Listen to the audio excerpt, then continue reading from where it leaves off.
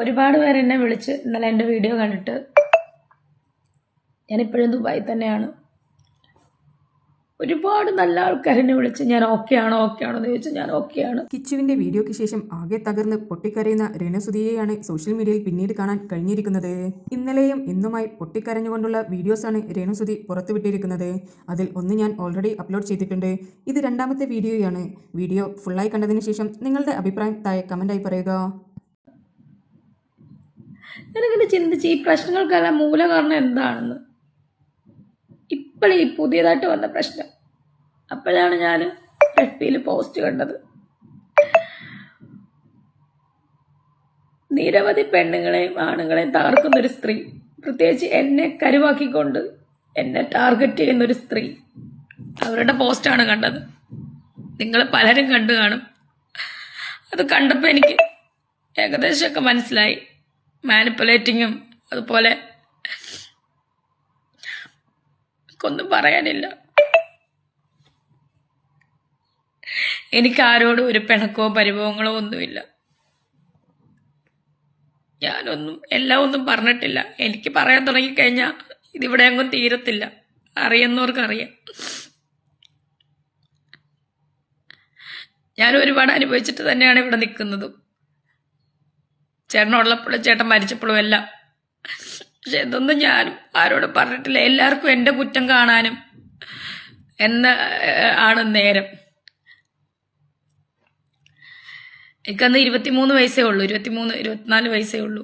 ഇപ്പോൾ ഒരു 11 വയസ്സുള്ളൊരു കുട്ടിയുടെ അമ്മയായി പൂർണ്ണമായിട്ടും ഞാൻ അമ്മയായിട്ട് മാറിയിട്ടാണ് ഞാൻ സ്വീകരിച്ചവരെ. അതാരും ഓർക്കുന്നില്ല. ഇന്നീ നിമിഷം വരെ എൻ്റെ കൈ കൊണ്ട് ഞാൻ ഉപദ്രവിച്ചിട്ടില്ല.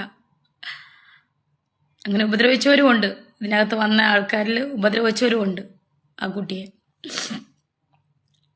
കഥകൾ ഞാൻ കേട്ടിട്ടുണ്ട് ചേട്ടൻ്റെ വായിൽ തന്നെ.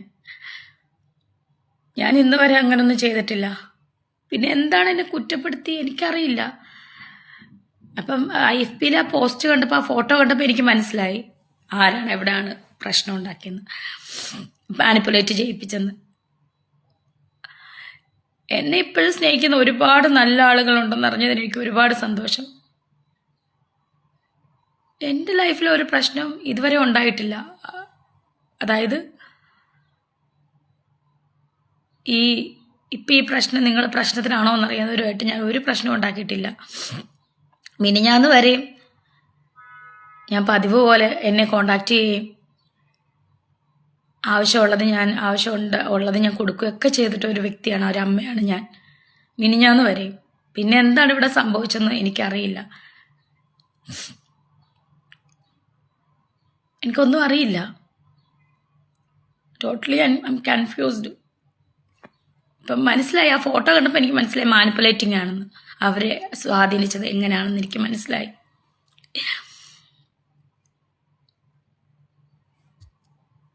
ഒരുപാട് പേര്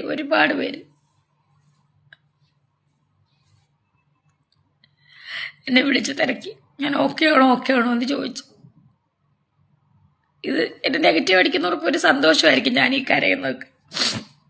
എനിക്ക് ഒരുപാട് കാര്യം പറയാനുണ്ട്. എൻ്റെ ലൈഫ് സ്റ്റോറി പറഞ്ഞു കഴിഞ്ഞാൽ ബിഫോർ സൂചേട്ടൻ ആൻഡ് ആഫ്റ്റർ സൂചേട്ടൻ, അല്ലെങ്കിൽ ആഫ്റ്റർ സൂചേട്ടൻ ഡെത്തിന് ശേഷമുള്ള ഒരു ജീവിതവും എൻ്റെ ജീവിതവും അതിന് മുന്നുള്ള ജീവിതവും എനിക്കും പറയാനുണ്ടെങ്കിൽ അത് പറഞ്ഞു കഴിഞ്ഞാൽ ഇവിടെ അങ്ങും തീരത്തില്ല. എന്നെക്കൊണ്ട് അതൊന്നും പറയിപ്പിക്കരുത്.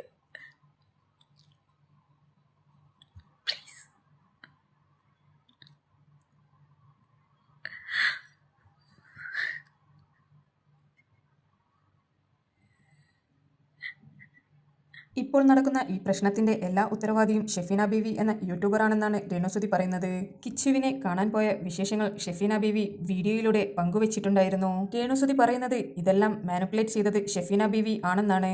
എന്നാൽ ഒരു വ്യൂവർ എന്ന നിലയിൽ എനിക്ക് മനസ്സിലായത് കിച്ചുവിന്റെ വീഡിയോയ്ക്ക് ശേഷമാണ് ഷെഫീന ബീവി എന്ന യൂട്യൂബർ കിച്ചുവിനെ കാണാൻ പോയിരിക്കുന്നത്. കിച്ചു തന്റെ യൂട്യൂബ് ചാനലിലൂടെ പറഞ്ഞ കാര്യങ്ങളെല്ലാം കേട്ടതിന് ശേഷം കിച്ചുവിനെ ഒരുപാട് വിമർശിച്ച ഷെഫീന ബീവിക്ക് അതൊരു വേദനയായി മാറി.